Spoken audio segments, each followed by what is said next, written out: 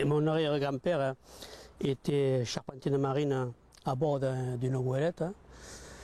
Et il faisait l'entretien, bien sûr, de ce bateau pendant les traversées, tout ça.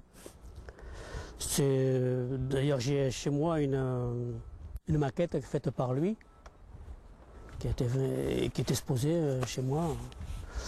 C'est tout le souvenir que j'ai de mon arrière-grand-père, qui s'appelait Ricciardi, et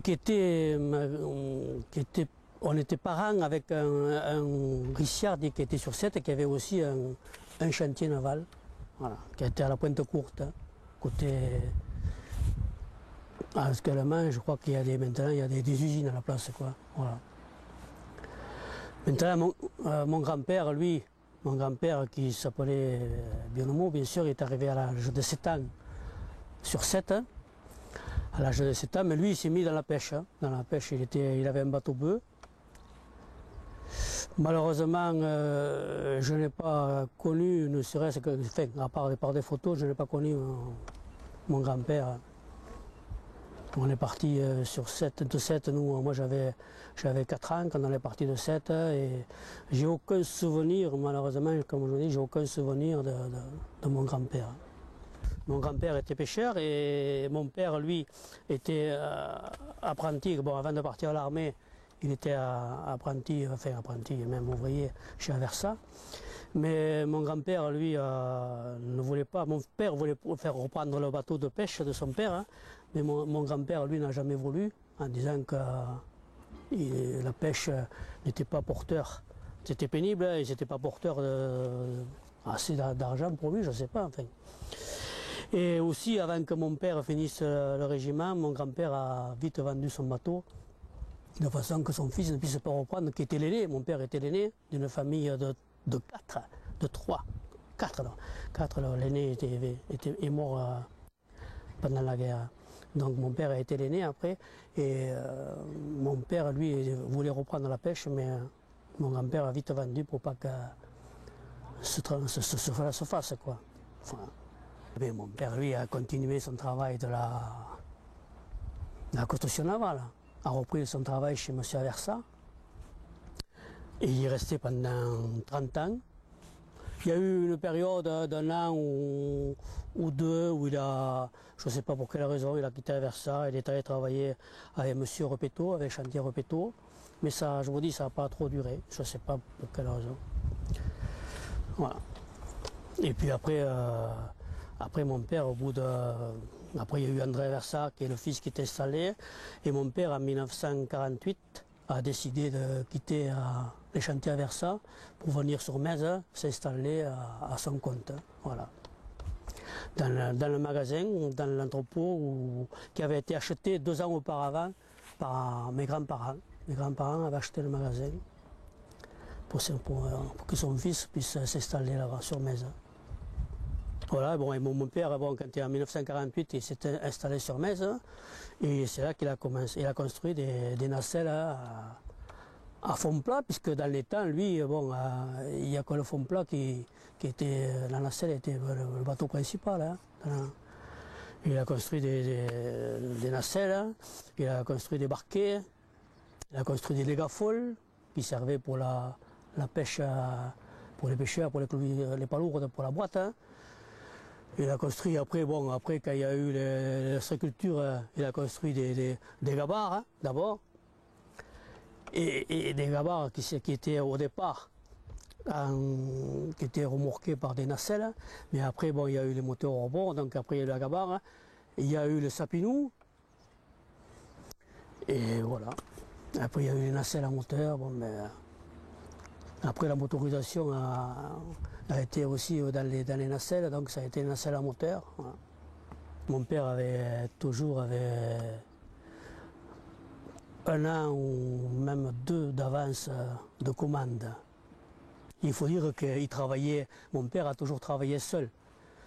Il y a un monsieur, il y avait toujours un voisin qui aidait, ou après il y a eu un retraité qui était ami avec nous, un retraité des usines Lafarge qui servait d'apprenti, vous voyez. Même ma mère a servi d'apprenti. quand il y avait une planche, bon, les bordels, ils faisaient 6 ou 7 mètres de long. Il fallait, c'était pas pénible, mais il fallait tenir au bout de la scie, il fallait bien tenir la planche. Donc, soit c'était ma mère, hein, mais ça a été aussi un monsieur de retraité de Lafarge, hein, qui chaque jour venait. C'était sa passion. Il travaillait, il était avec mon père, il nettoyait l'atelier, il aidait, il tenait le bout de la planche, et bon, en attendant que moi, je sorte de l'école, quoi. Ça a été ça, la vie de mon père. Il n'a jamais travaillé toujours travaillé tout seul. Et il faisait quand même, dans l'atelier, nous, il y avait 4 nacelles. Une nacelle, deux nacelles de 18 ou 20, de 20 ou 21 pans, plus l'atelier permettait d'avoir, en plus de ces 2 nacelles en construction, on avait un barquet, ou 2 même, hein, de 16 ou 17 pans, et puis les gafoils, voilà. Les bateaux étaient commandés par des gens du coin, mais ça allait quand même, au départ, c'était Metz, Marseillan, Bouzigues, hein, mais après quand même, mon père, au bout de quelques années, il a eu une petite renommée, et après on en a fait des nacelles, même sur Martigues, et sur l'étang de Locate et Bages aussi. Il est parti aussi dans l'Aude. Hein, voilà. Mon père, au départ, a travaillé tout ça à la main, à part les membrures qui étaient tirées dans des branches naturelles de pin maritime, hein, que là vraiment, c'était vraiment trop important pour le faire à la main. Donc il avait un collègue qui est sur Metz, un collègue d'enfance qui était tonnelier sur Metz, hein, Escalès il s'appelait, hein, qui avait une grande tonnellerie d'ailleurs, et qui lui avait les machines, hein, donc une scie à ruban, et une combinée aussi. Donc mon père, avant d'avoir les moyens financiers d'acheter ces machines, hein, en accord avec son copain, et qui devait sûrement le payer, hein, il devait sûrement payer, je ne sais pas, mais je pense qu'il devait quand même y payer au moins l'électricité. Il allait scier avec la charrette, hein, il allait porter tout ça chez M. Escalès, qui était rue des Salins, et ma mère là. Alors ils allaient tous les deux porter ce bois, travailler chez lui.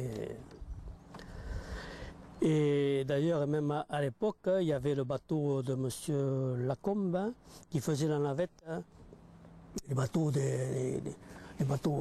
grosses péniches qui faisaient la navette 7 mètres. Hein, et mon père recevait d'ailleurs ces planches, hein, les planches qui servaient pour les bordages, hein, qui faisaient 7 ou 8 mètres de long.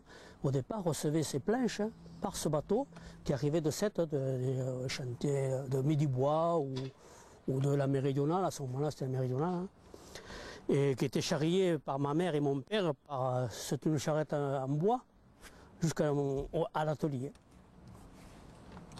Moi, mon parcours, il a commencé très jeune, parce que comme j'étais à l'école, mais à l'école, nous, avant, c'était le jeudi. Maintenant, c'est le mercredi, mais avant, l'école était arrêtée le jeudi.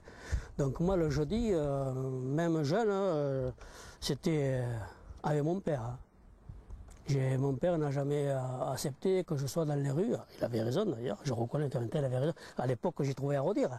Mais maintenant, avec l'âge, je reconnais qu'il avait raison. Et j'étais jamais dans les rues, donc dès que j'étais à mesure, moi, de tenir un outil, mon père m'a pris avec lui et il m'a dit, voilà, ne serait-ce que nettoyer dans l'atelier. Mais moi, je me régalais de toute façon, j'étais apprenti avec lui. Et ça a duré jusqu'à ce que moi je quitte l'école en 1960. Mais quand j'ai quitté l'école en 1960, moi, d'ailleurs, j'ai même pas fini l'année scolaire, parce que l'année scolaire finissait en